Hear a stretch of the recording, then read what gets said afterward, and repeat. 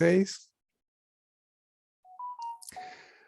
Hola, les doy la bienvenida a todos a esta nueva clase del curso de Introducción a la Relatividad General, clase número 15, si no me engaño. O sea, estamos más o menos así como por la mitad del curso. Y hoy día vamos a dedicarnos a estudiar la primera solución exacta a las ecuaciones de Einstein. Es una solución que fue encontrada pocos meses después de que Einstein publicara sus ecuaciones. Y les decía que nos va a llevar algo así como 3 semanas estudiar la solución entera. Hoy día la vamos a encontrar. Hoy día vamos a resolver las ecuaciones de Einstein, pero las consecuencias de esta solución las vamos a ir estudiando con detalle y nos va a llevar algo así como 3 semanas. Esta solución es la solución de Schwarzschild. Y la solución de Schwarzschild es muy importante porque describe un agujero negro. Entonces, bueno, ustedes quieren que yo seguramente termine la cháchara y vamos a la materia en sí. Pero, antes de ir a los apuntes, quiero explicarles algunas cosillas. Quiero retomar donde dejamos la clase anterior. Y la clase anterior, lo que hicimos básicamente fue argumentar hasta proponer las ecuaciones de Einstein, que son estas.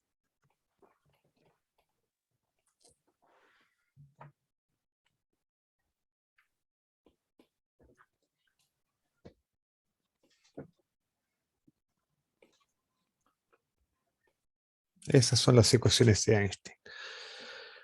Donde K es una constante que tiene que ver con, de hecho kappa es una constante que tiene que ver con la constante de Newton.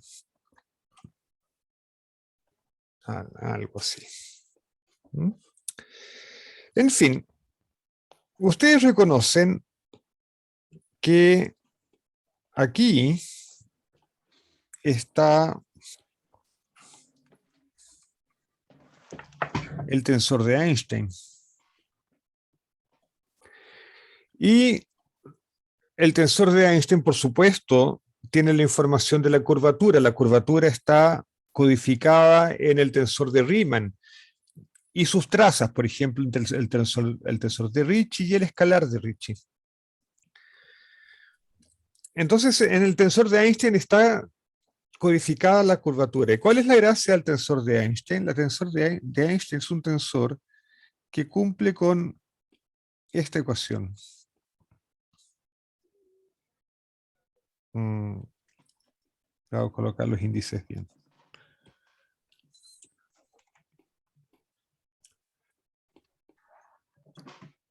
Lo que se condice con... Entonces, si uno toma la divergencia de las ecuaciones de Einstein, uno va a encontrar que G mu es igual a la divergencia de T mu nu y es igual a 0. De hecho, es igual a 0 porque esto es igual a 0 y esto también es igual a 0 por la conservación de la energía. Por la conservación de la energía de momentum. Entonces todo es consistente. Sin embargo, ustedes me podrán decir, el tensor de Einstein no es el tensor más general que tiene la propiedad de que su divergencia covariante es igual a 0. ¿Por qué? Porque supongamos que yo tomo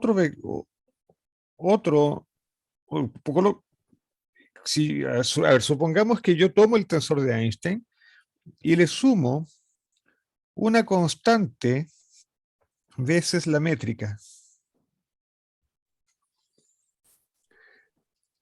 Debido a la condición de metricidad, la divergencia covariante de esto también es cero.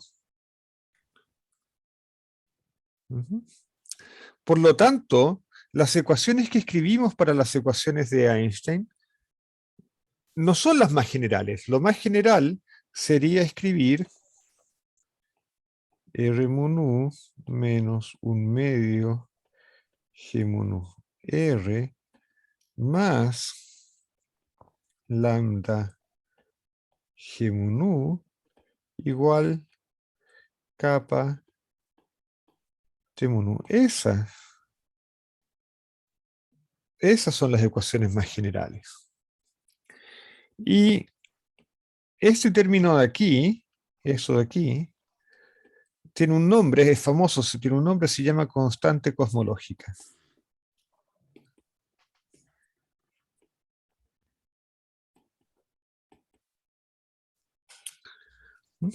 O sea, al final de la clase pasada, les hablé un poquito de la constante cosmológica, pero quiero retomarlo ahora, quiero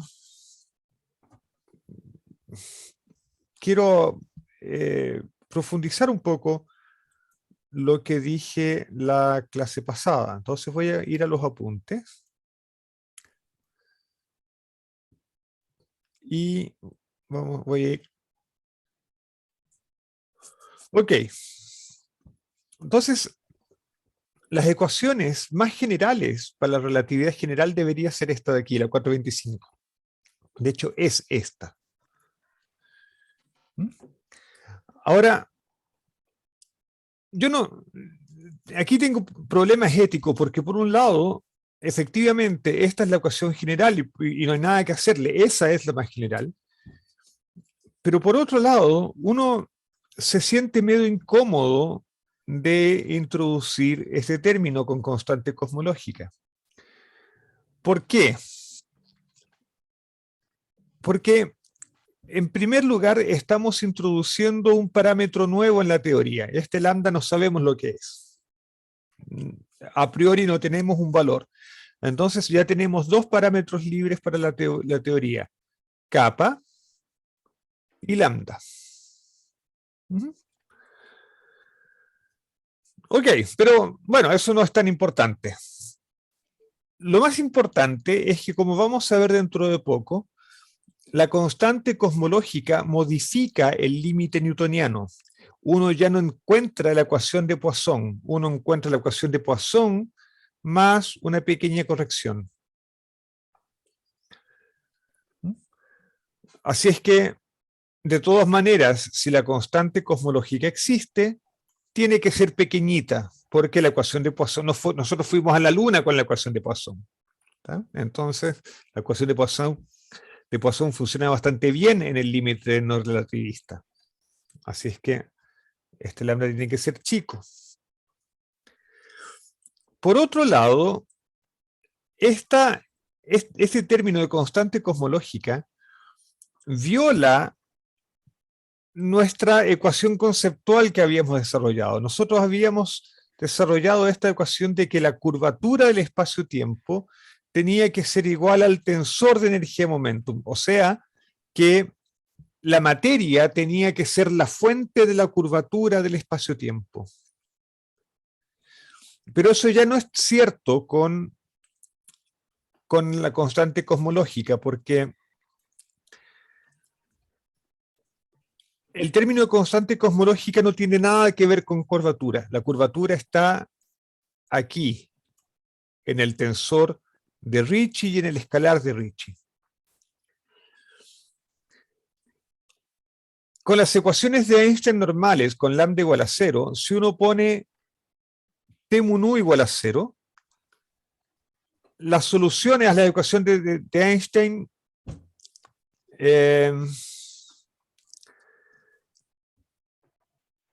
bueno, si uno pone T mun U igual a 0 en todos los puntos del espacio-tiempo, la solución es Minkowski, básicamente.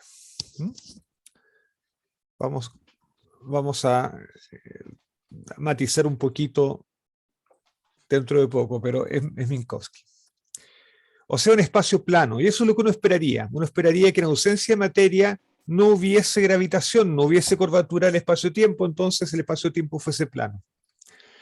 Pero si uno coloca constante cosmológica, uno puede obtener espacios-tiempos curvos, incluso si uno coloca T mu nu igual a 0 en todos los puntos del espacio. Entonces, desde cierto punto de vista, con la constante cosmológica nos echa a perder eso de que la curvatura, que la única fuente de la curvatura sea la materia. Ahora bien, este término, ustedes lo pueden pasar para el otro lado, para el lado derecho de la ecuación, y este término, y les va a quedar esto de aquí, ¿no? Y este término de aquí puede ser visto como un tensor de energía momentum del vacío, o sea, como si el propio vacío tuviese energía, una densidad de energía, y entonces el propio vacío puede crear curvatura, por lo tanto el vacío gravita. Eso es algo que tiene sentido desde el punto de vista de teoría de cuántica de campos, sin embargo.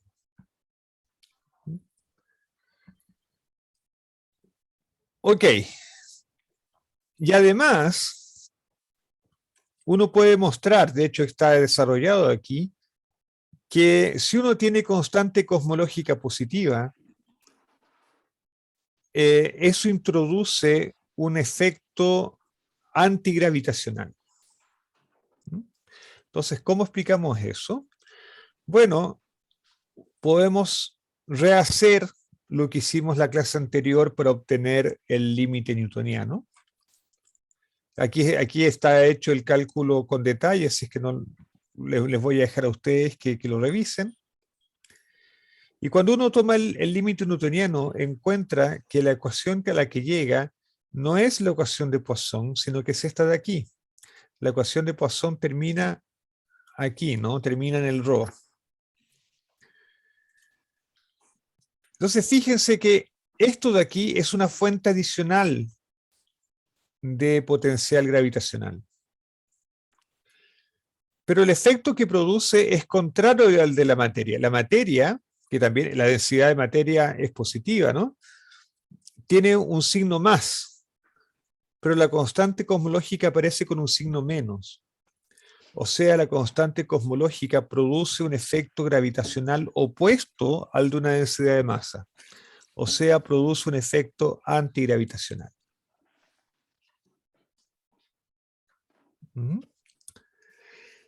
Einstein propuso la existencia de la constante cosmológica cuando él quería hacer un modelo de universo estático, porque él encontraba que sus universos en relatividad general o bien se contraían o bien se expandían para siempre, pero no eran estáticos, y él creía en un universo estático. Entonces, introdujo este efecto antigravitacional para compensar la contracción y de esa manera tener un universo estático. Al poco tiempo, Hubble demostró que el universo está en expansión. Descubrió la expansión del universo.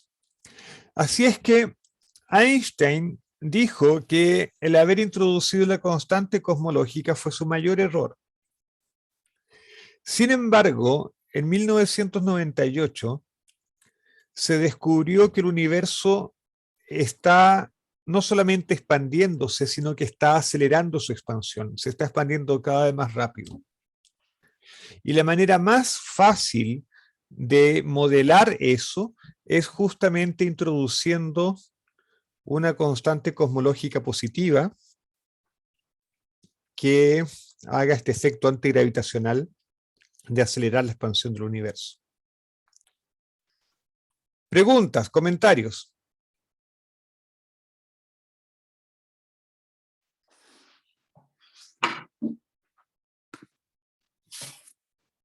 Profe, ¿Sí? ¿cómo se descubrió que el universo estaba en expansión? ¿Cómo el universo, cómo se descubrió que está en expansión? Ya. Bueno, eso lo vamos a ver en detalle cuando veamos cosmología, pero te puedo adelantar un poco. Vamos a... eh,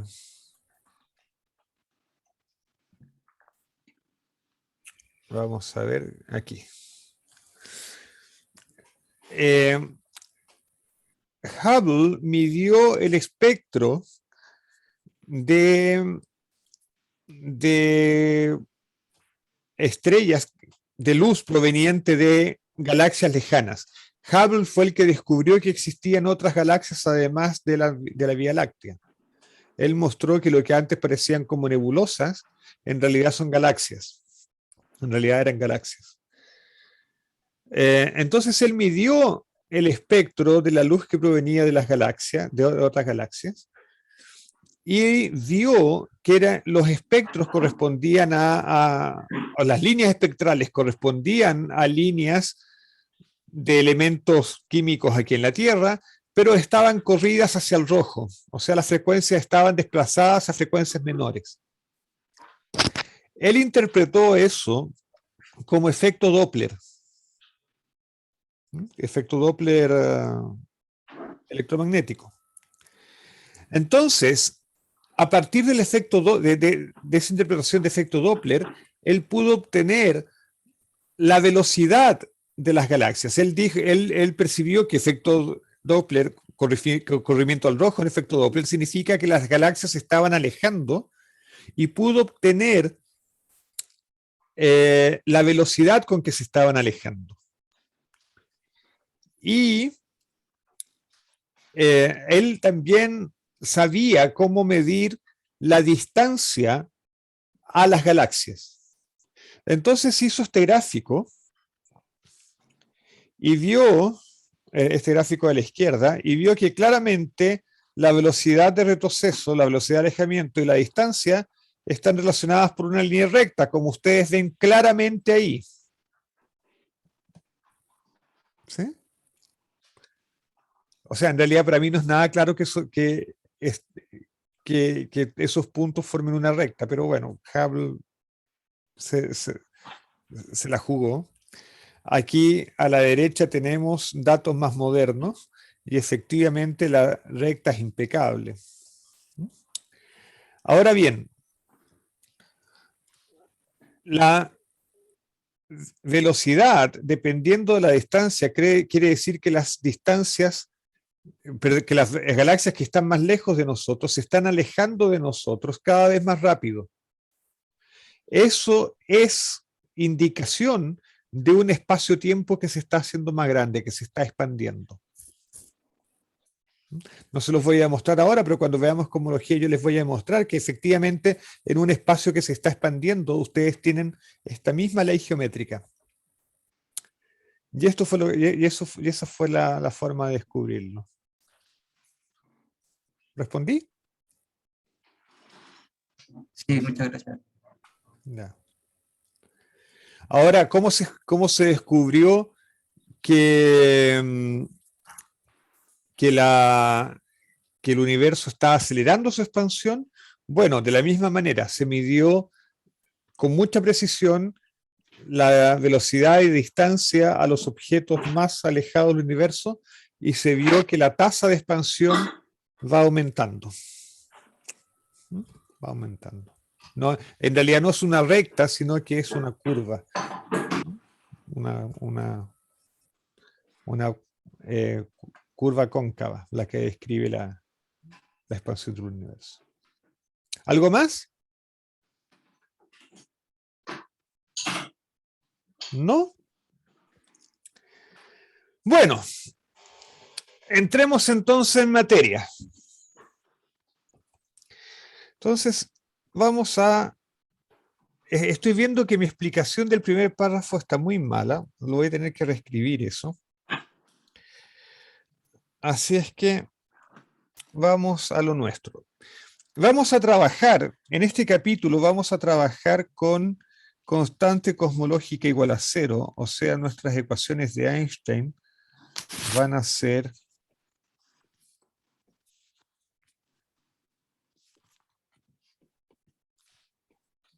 estas de aquí. Estas son las ecuaciones de Einstein. Entonces la pregunta que nos vamos a hacer es la siguiente.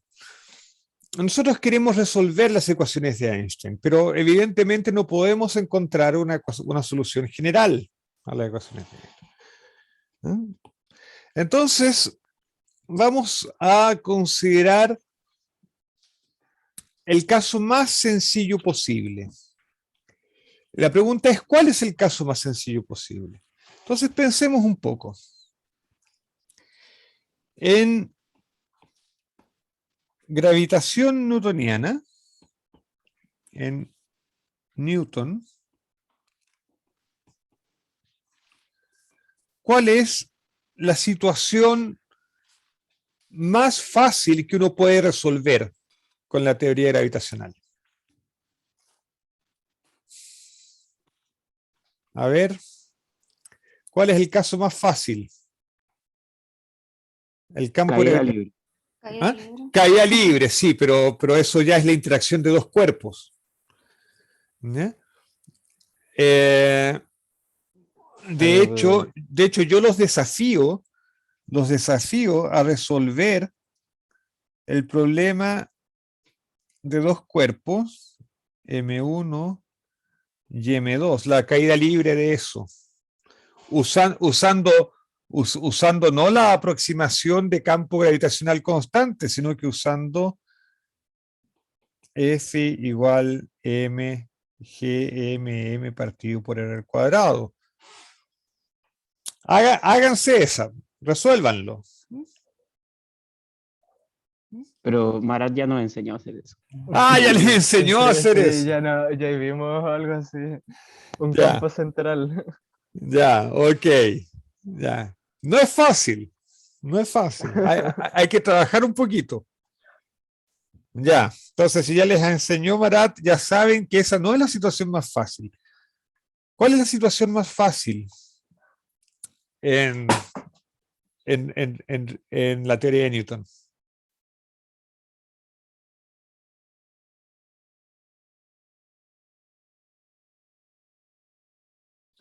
La situación que les mostré, la dificultad que tiene es que es el problema de dos cuerpos. ¿Existe un Claro. problema que sea más fácil que el problema de dos cuerpos? El campo producido por un cuerpo solamente. Por Una un esfera. cuerpo. Entonces eso es lo más fácil. Encontrar el campo gravitacional producido por un cuerpo. Y de todos los cuerpos posibles, ¿cuál es el más fácil de todos? Una esfera. Una esfera es el segundo más fácil. ¿Cuál es el más fácil de todos? Puntual. Puntual, exactamente. Entonces, lo más fácil es el campo gravitacional producido por un punto. Es un puntito. Eso es lo más fácil que se puede encontrar, que se puede hacer en la teoría de Newton. Y resulta, eso es un teorema, que esto es equivalente al campo externo de una esfera. ¿Concuerdan conmigo? Sí. Ya, ok. Ahora veamos otra teoría que sepamos. La teoría de Maxwell para el electromagnetismo. ¿Cuál es la situación más fácil que uno puede resolver para las ecuaciones de Maxwell?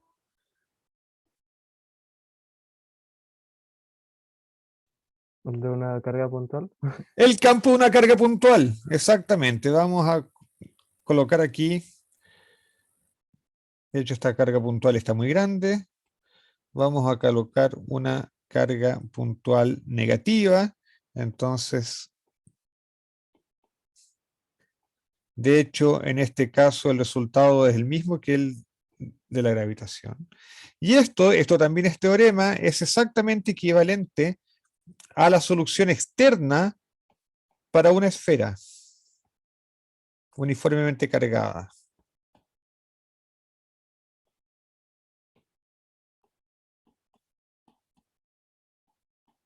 Ahora, ¿por qué la carga puntual me da una solución que es equivalente a la solución exterior de una esfera uniformemente cargada, ya sea cargada gravitacionalmente o cargada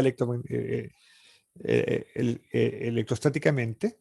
Bueno, es porque ambas tienen la misma simetría. Una carga puntual y una esfera son esféricamente simétricas. Entonces, estas soluciones lo que tienen en común es la simetría esférica. ¿Ok? Entonces ahora yo les pregunto, entonces vamos a relatividad general entonces. ¿Cuál es la situación más fácil que ustedes esperan poder resolver? Un punto. Un punto, exactamente. ¿Cuál es el espacio-tiempo producido por un punto de masa m? ¿Y qué esperamos? Esperamos que eso sea equivalente a la solución exterior de una esfera de masa m. ¿Ok? Eso es lo que esperamos. Y eso es lo que vamos a resolver.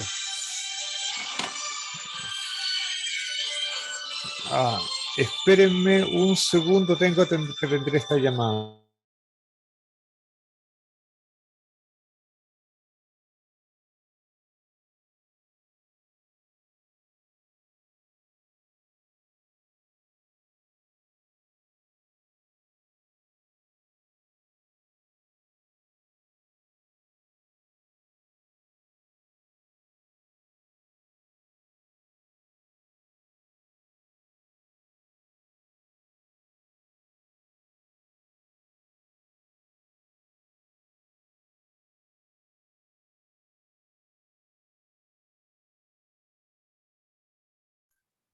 Ya.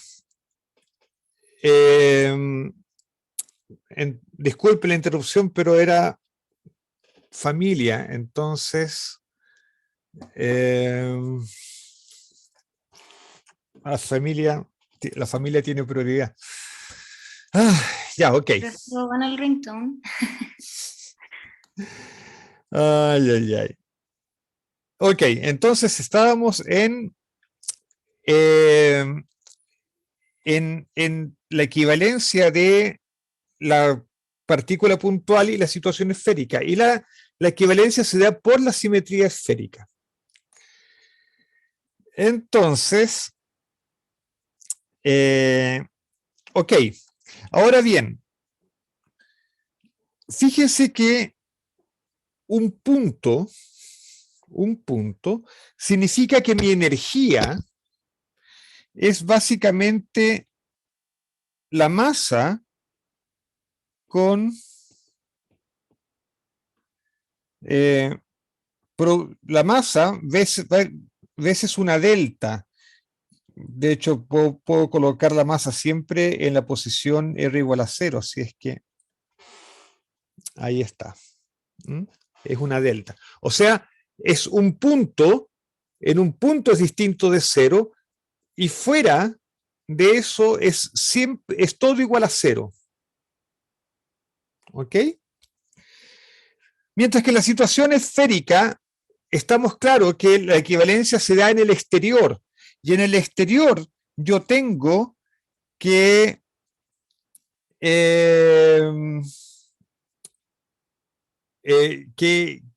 no hay masa, no hay materia, no hay nada. Toda la materia está concentrada dentro de la esfera. Entonces, lo que vamos a hacer, vamos a trabajar con esta situación, la situación puntual, y vamos a decir que nuestro T mun U va a ser igual a 0 en todas partes, Bueno, en realidad lo voy a escribir así. Va a ser igual a 0 en todas partes, excepto en R igual a 0. Hay actividad en el chat, vamos a ver. No, profe, son cosas, estamos hablando del nombre de Zoom. No se preocupen, es de la materia. Ah, ok. Es que siempre Ok. entro con la otra cuenta, entonces me da vergüenza. Ah, no se preocupen. No se preocupen por esos detalles. Al final de toda esta pandemia y todo lo demás, vamos a tener que hacer un anecdotario de Zoom. ¿Mm? Contar todo, publicar todas las anécdotas que hemos vivido con Son Zoom. muchas. Va a ser un libro muy entretenido. Ya. Entonces, ya.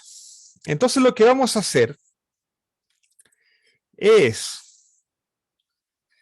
resolver las ecuaciones de Einstein tomando el T mun U igual a 0. Eso es lo que se llama una solución de vacío.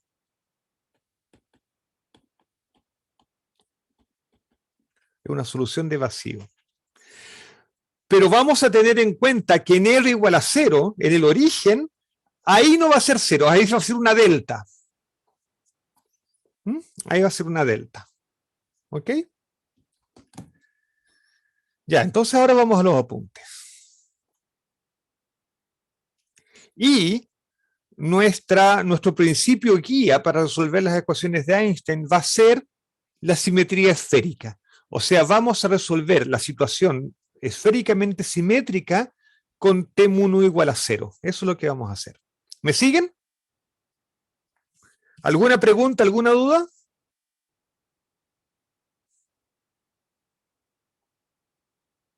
Ya, sigamos. Entonces, voy a... Lo que primero que vamos a hacer es proponer un ansatz. Y el ansatz que vamos a proponer es este de aquí. Este ansatz refleja la simetría esférica del problema. ¿Por qué? Veamos cómo es esto de aquí. Esto de aquí, la parte angular, es claramente la métrica. Tomen este R pequeño, tómenlo constante. Esta parte de aquí es la métrica de una superficie esférica. Así es que claramente es esféricamente simétrico. Y en esta otra parte, lo que hemos supuesto es que los coeficientes de las coordenadas R y coordenada T solamente dependen de una coordenada radial, pero no de los ángulos, y podría depender del tiempo. Entonces, efectivamente, este ansatz refleja la simetría esférica del problema. ¿Están de acuerdo conmigo? ¿Alguna pregunta?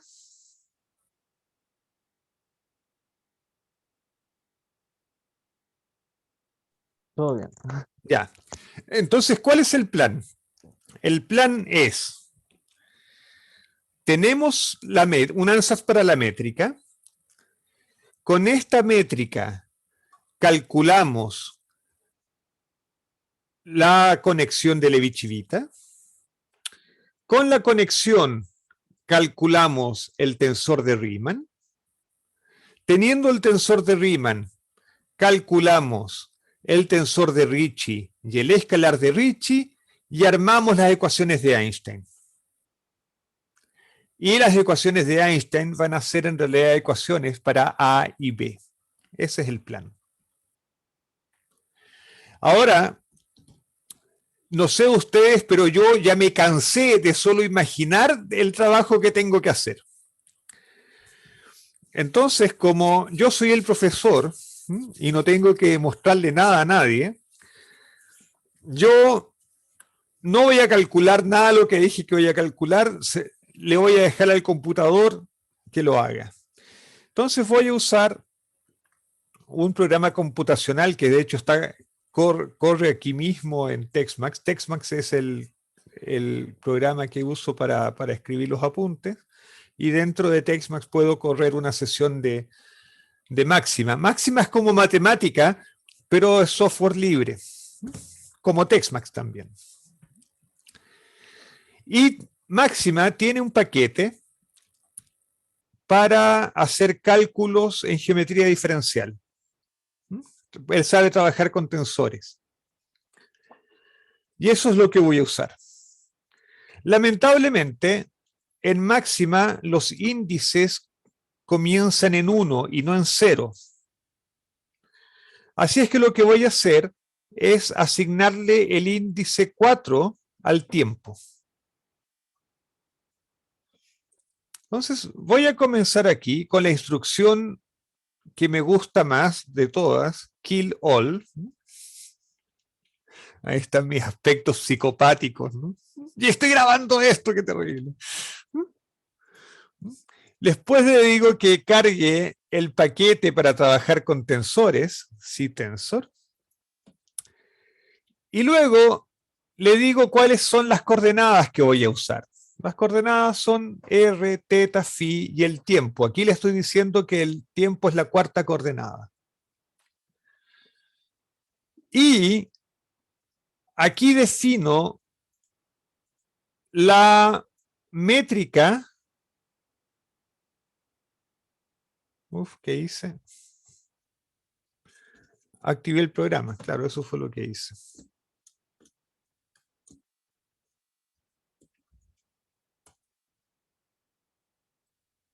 Ahí está. Entonces,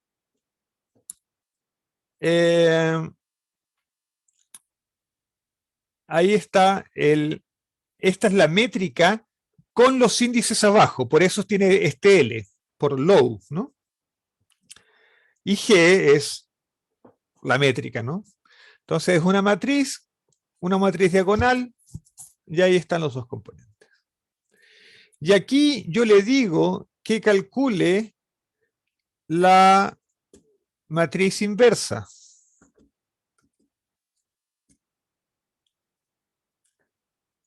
Y le digo que A y B pueden depender de R y de T. Así es que está. Y ahora le voy a pedir que calcule el tensor de Einstein. Y le puse false, entre paréntesis, para que no me muestre las componentes del tensor de Einstein, para que las calcule nomás. Y ahí las calculo. Ahora, con esta instrucción Einstein, lo que Máxima calcula realmente es el tensor de Einstein con los índices mixtos, uno arriba y uno abajo, pero no importa. Entonces ahora yo les voy a mostrar las componentes del tensor de Einstein que son distintas de 0. Es la 1, 4, la 1, 1 y la 4, 4. Esas son las componentes del tensor de Einstein que son distintas de 0. Ok.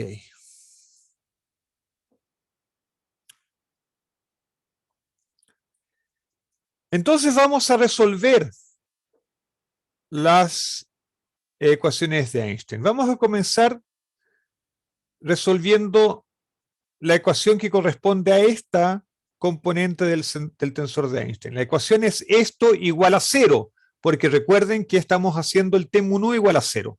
Entonces es eso. El que esto sea igual a 0 me dice que A es independiente del tiempo, lo que es súper cachilupi. porque, ok. Entonces, A no depende del tiempo. Así es que, sabiendo eso, vamos a considerar esta ecuación, o sea, esto igual a 0, para saber qué es lo que es A. Y le decimos a Máxima que lo haga. Y no se demora nada. Esa es la solución de esa ecuación. Donde este C es la constante de integración, ¿no? Es una constante de integración. Le pedimos a Máxima que amonone un poco ese resultado y encontramos eso. Y ahora, a esta constante de integración, le voy a cambiar el nombre. Le voy a pedir, la voy a llamar 1 sobre 2m. Ese cambio de nombre es cambio conveniente porque yo sé el resultado finalmente. Entonces, lo dejemos así y A resulta ser esto de aquí. Ahora, voy a tomar, sabiendo lo que es A aparece ahí, voy a tomar esta ecuación, o sea, esto igual a 0, y voy a resolver para B.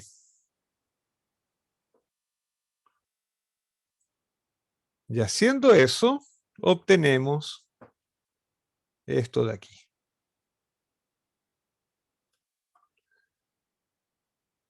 Y, o amononando un poco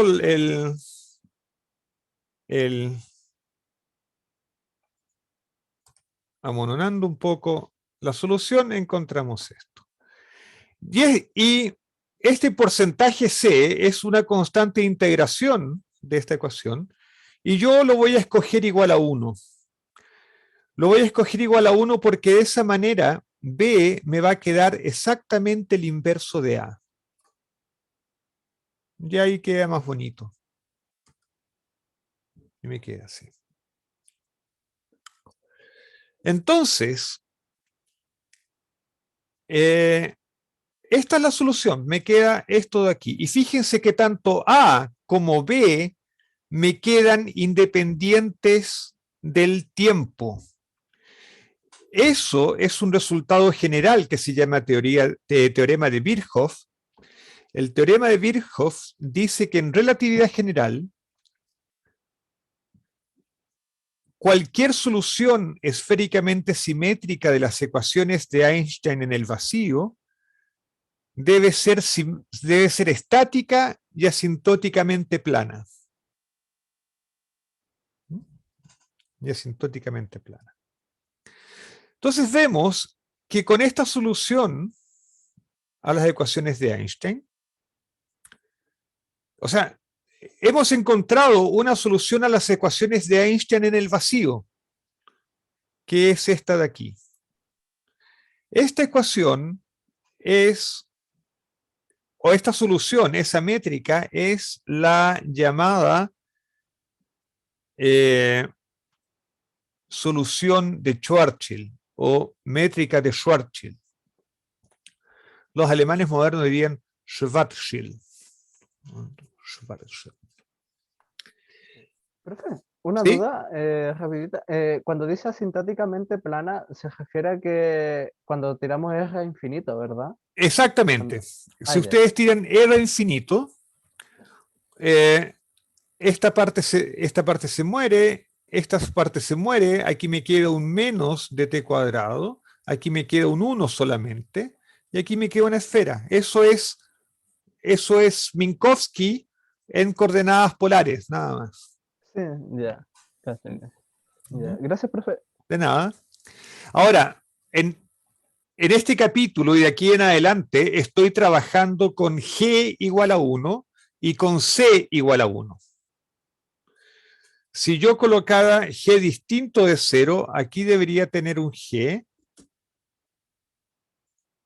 y aquí debería tener un G. Y con C distinto de 1, aquí el R debería ir acompañado de un C al cuadrado, creo, y aquí también. Pero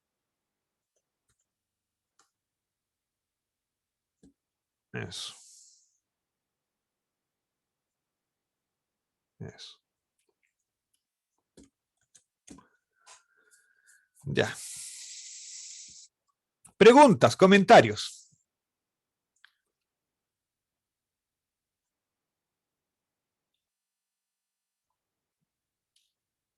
Ya. Fíjense que nosotros habíamos dicho, cuando obtuvimos el límite newtoniano, que el G00 corresponde a menos 2 phi, donde phi es el potencial newtoniano, más corrección, más constante. El G00 en nuestro caso es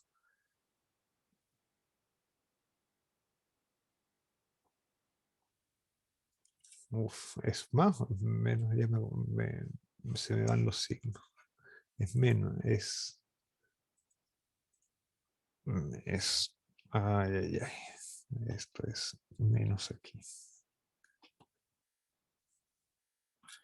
Menos 2m partido por r igual a menos 2 phi. O sea, más constante. Es claro que nuestro phi es m partido por r, o si g es distinto de 1, es eso de ahí. Vamos a hacer la m como corresponde. Y este claramente es el potencial newtoniano para una esfera o para una partícula puntual. ¿Ok? Así es que realmente estamos obteniendo la solución correcta.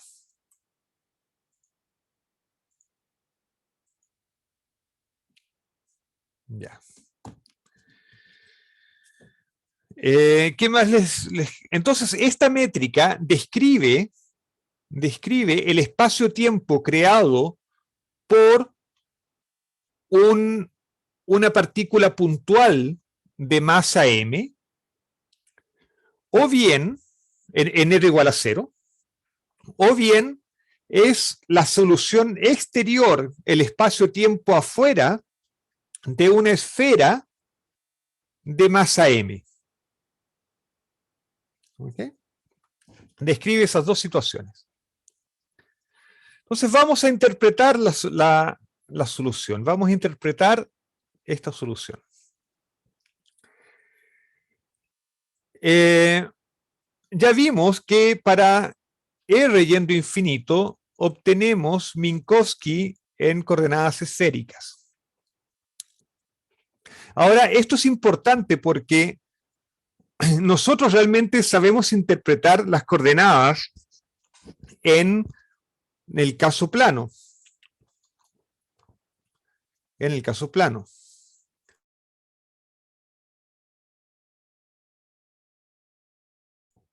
Sorry. Entonces, esta coordenada t corresponde al tiempo que marca el reloj de un observador en el infinito, donde la métrica ya es plana. Entonces, de hecho, esa va a ser nuestra interpretación siempre. Este t es el tiempo medido por un observador en reposo en el infinito, o sea, muy lejos de la fuente de la métrica. ¿Ok? ¿Preguntas?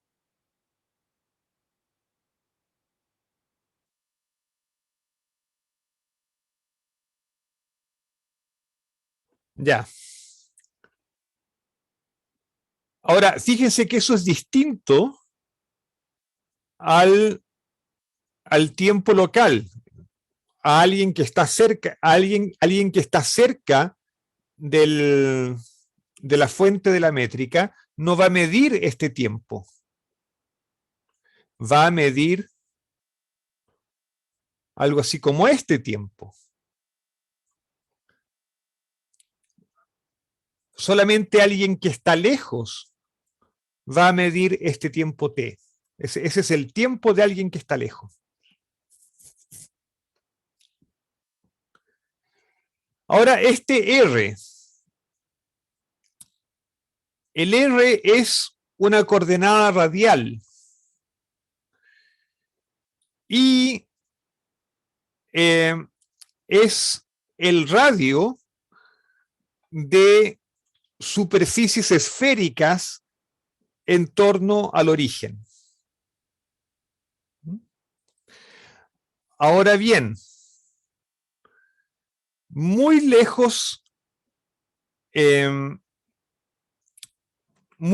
la fuente, la distancia entre dos esferas, una de radio R y otra de radio R más dr, la distancia entre esas dos esferas es justamente dr. Sin embargo, cuando estamos cerca de la fuente, la distancia entre esas dos esferas, una de radio R y otra de radio R más dr, ya no va a ser dr, sino que va a ser esta de aquí. O sea, va a ser la raíz cuadrada de eso.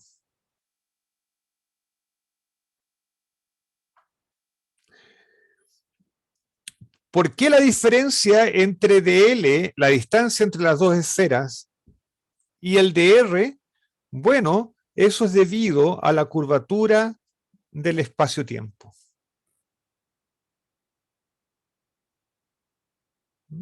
El espacio-tiempo de Schwarzschild presenta curvatura.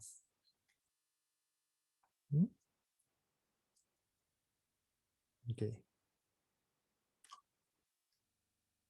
¿Preguntas?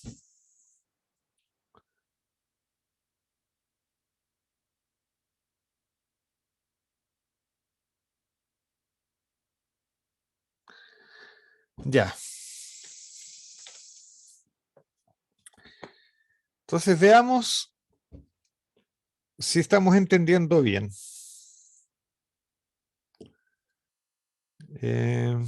Déjenme compartir pizarra. Vamos a suponer lo siguiente. O sea, vamos a escribir las ecuaciones de Einstein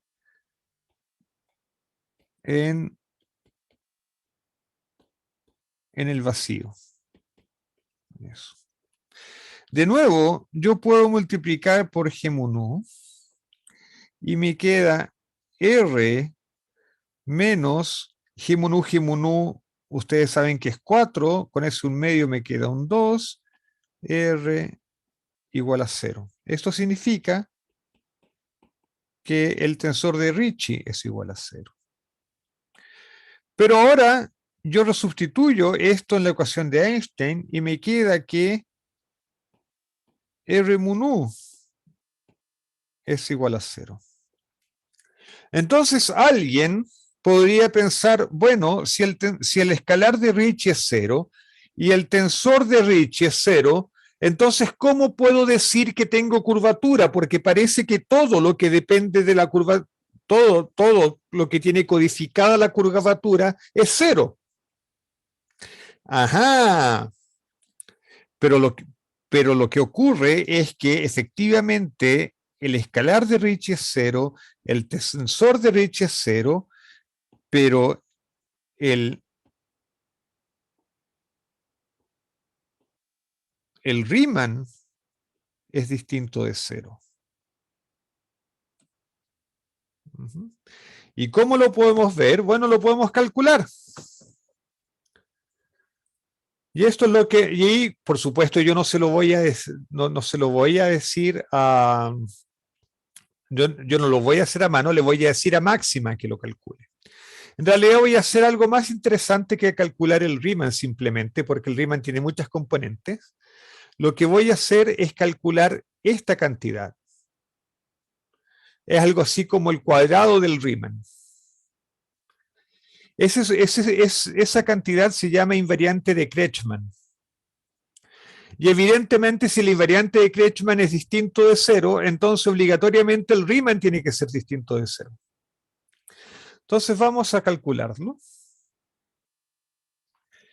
Y aquí yo le estoy diciendo a Máxima que en la métrica... Profe. ¿Sí? Estamos viendo la pizarra todavía. Ah, están viendo la pizarra todavía. Qué torpe soy.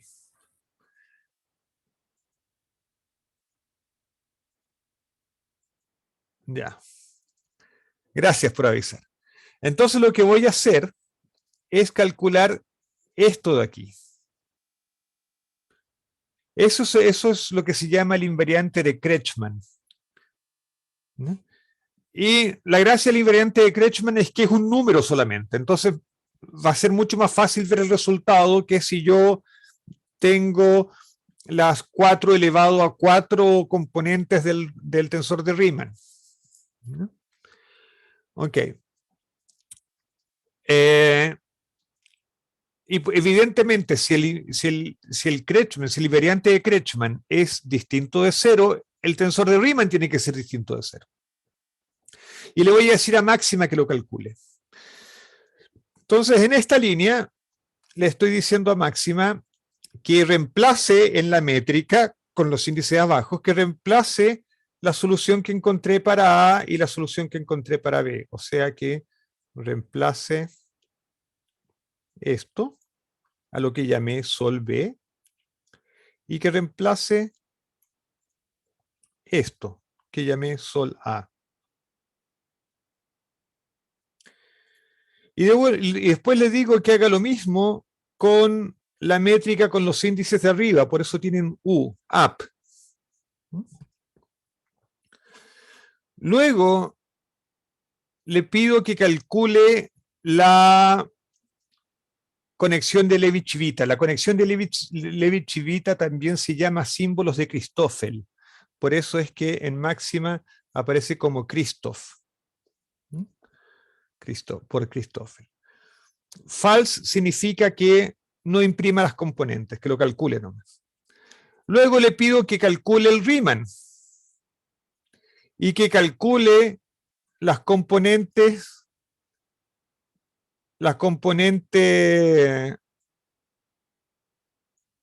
o el Riemann con todos los índices abajo, perdón.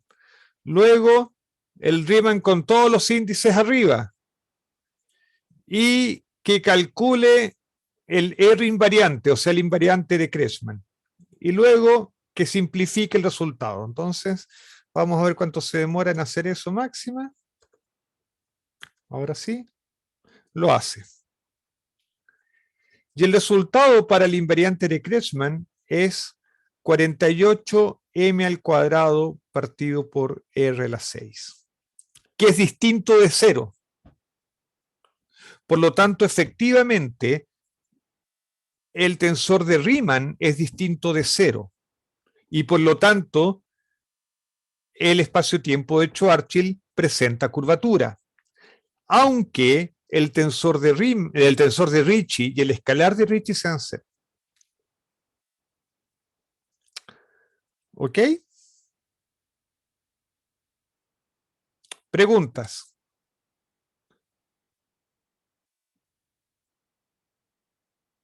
Comentarios.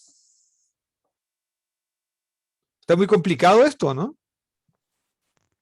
No, pero yo tenía una duda de ¿por Dime. qué es invariante la invariante de Kretschmann? O Ya. sea, invariante con respecto a qué. Invariante bajo transformaciones de coordenadas. Porque esto es un tensor, esto es otro tensor, y están todos los índices contraídos. Por lo tanto, esto es un escalar. Es un escalar. Bajo transformaciones de coordenadas, bajo difeomorfismos. Entonces, esta cantidad vale esto en cualquier sistema de coordenadas. No importa en qué sistema de coordenadas lo calcules, siempre te va a dar ese valor. Ya, entiendo. En ese sentido es invariante. Gracias, profe. De nada. ¿Algo más?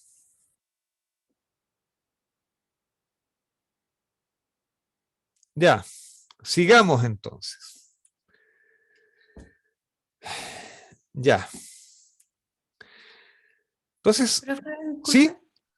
disculpe, es que están preguntando por la tarea en el chat. Ah, ya. Ahora que tengo que ver el chat no lo veo. Sí. Ya, ok. Ya, déjame ver dónde está el chat aquí.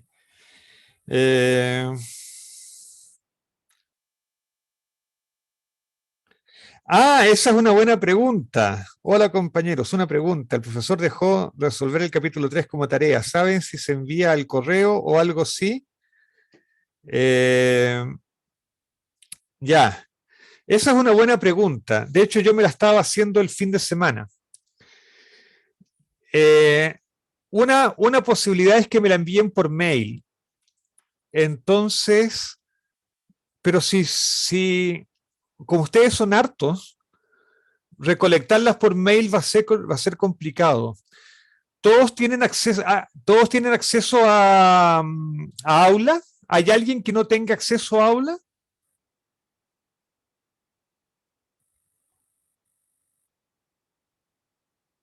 Ya. Como todos tienen acceso a Aula, hoy día mismo voy a abrir una sección en Aula, yo creo que en la primera página, donde me puedan subir sus tareas. Y les mando un email confirmando que efectivamente lo hice. ¿Les parece? Yo creo que esa es la forma más fácil de hacerlo. Me parece bien. Ya. Va a ser la forma más ordenada también. Así no corro riesgo de que se me traspapele algún email. Ya. Sigamos entonces. Hay otra característica que tiene la métrica de Schwarzschild. Vamos a ver. Vamos a ir ahí. Fíjense que cuando yo hago R igual a 0, esta parte diverge. Y esta parte se me va a 0. O sea, dejo de tener coordenada R y el tiempo se me va a la punta del cerro. Tengo una singularidad en R igual a 0. Mi métrica es singular en R igual a 0. Por otra parte, la métrica parece también ser singular en R igual a 2m. Ya. Vamos a ver esto con un poquito de cuidado. La singularidad que encontramos en R igual a 2m es una singularidad que no es de verdad. En realidad es un problema de mis coordenadas. Mis coordenadas fallan en R igual a 2m. ¿Cómo sabemos que no es una singularidad de verdad? Bueno, porque el invariante de Kretschmann permanece finito en R igual a 2m. No tiene ningún problema. De hecho, la singularidad de R igual a 2m puede ser eliminada pasando a coordenadas adecuadas, haciendo un cambio de coordenadas astuto, y lo vamos a hacer más adelante, y van a ver que el cambio de coordenadas es terroríficamente astuto. Uno puede deshacerse de la singularidad en R igual a 2m. Sin embargo, la singularidad en R igual a 0 es una singularidad de verdad. De hecho, el Kretschmann, el invariante de Kretschmann, diverge. Y vean cómo diverge. O sea, no es que diverja, nunca se puede tener una divergencia suave, pero es que tener una divergencia como 1 R a la 6, 1 sobre R a la 6, es una divergencia con personalidad, digamos. Entonces, ahí efectivamente tengo una divergencia de verdad. De verdad. Que a lo mejor uno debería, a lo mejor eso no es tanto de extrañar ni tanto de que admirarse, porque finalmente el potencial gravitacional de una carga puntual también diverge en R igual a 0, y el potencial coulombiano de una carga puntual también diverge en R igual a 0. Entonces, a lo mejor uno no debería extrañarse que alguna cosa divergiera en R igual a 0. Ahora, claro, aquí es un poquito más complicado porque es la curvatura del espacio-tiempo la que se hace infinita en R igual a 0. Ahora, ¿qué significa que la curvatura del espacio-tiempo se haga infinita en L igual a 0? Es básicamente que ya no tienes espacio-tiempo ahí. R igual a 0 dejó de pertenecer al espacio-tiempo. Y por lo tanto tú no tienes ley de física que valga en R igual a 0. ¿Ok? Preguntas, comentarios. Profe, entonces, con ese comentario igual de la invariante, ¿Sí? entonces las singularidades que solamente nos importan son las que aparecen en la invariante de Kretschmann. Sí, Ya. sí, porque tú puedes tener singularidades que no sean intrínsecas al espacio-tiempo, sino que pueden ser singularidades de tus coordenadas, que tú estés utilizando coordenadas inapropiadas. Por ejemplo, cuando tú usas coordenadas esféricas sobre una esfera, por ejemplo, en el globo terráqueo, tú tienes los paralelos y los meridianos. Esas coordenadas están bien definidas, excepto en los polos. Ah, ya, sí, es verdad. O en coordenadas polares en el plano. Las coordenadas polares en el plano están bien definidas, excepto en R igual a 0, porque en R igual a 0 tu ángulo queda mal definido. Pero esos son problemas de las coordenadas, no hay ningún problema en la esfera y no hay ningún problema en el plano. De hecho, tú haces un cambio de coordenadas, en el caso del plano haces cambio de coordenadas a coordenadas cartesianas y tú te das cuenta que no hay ningún problema en ningún lugar del plano.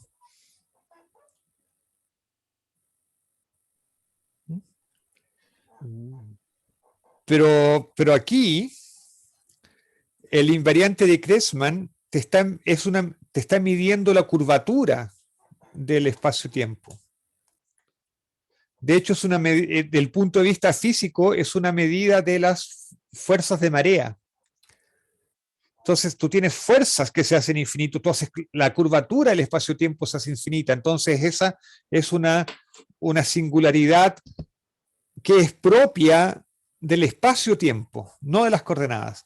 De hecho, como esto es un invariante, esto va a ser singular en cualquier sistema de coordenadas. Así que no te lo puedes sacar de encima.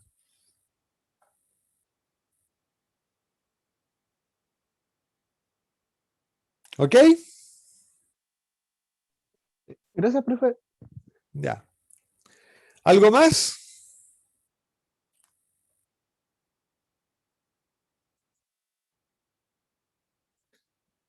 ¿No? Se nos acabó el tiempo. Así es que vamos a dejar la clase hasta aquí. La próxima clase vamos a empezar a analizar esta solución. Vamos a empezar a mirar qué pasa con el tiempo en esta solución. Vamos a entender qué es lo que pasa con el planeta lleno de agua que está próximo de Gargantúa, ¿eh? Y por qué en ese planeta una hora equivalía a 7 años en la nave espacial que está orbitando alrededor del planeta. Vamos a ver qué pasa con el tiempo en las cercanías de un agujero negro.